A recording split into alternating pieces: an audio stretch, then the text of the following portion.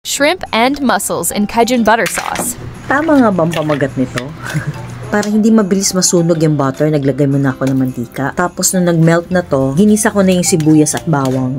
Tapos sinaluan ko na to ng 2 kutsarang Cajun powder. Tinunaw ko lang to maigi. Tapos 1 tablespoon of Old Bay. Sayang naman kung i-display ko lang to, kaya pakinabangan ko na lang. Dahil may batang kakain, hindi na ako naglagay ng cayenne powder. Half teaspoon na lang ng ground black pepper. Tapos ayan, hinalo ko na yung hipon. Huwag i-overcook para hindi maging makunat ang laman. Tapos naglagay ako ng Sprite bilang pang tenderizer at pandagdag tamis. Tapos tinimplahan ko na ng liquid seasoning. Tapos 1 kutsaritang suka. Bukod sa nagpapagulo ng panlasa to, nakakatulong to para hindi mabilis mapanis yung pagkain. Basta kailangan naglalaban yung asim, tamis at alat. War freak yan!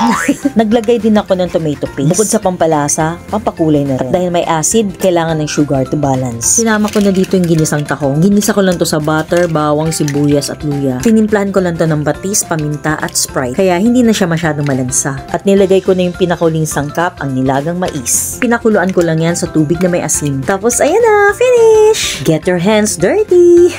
Anong diet? Lamon? Charot lang.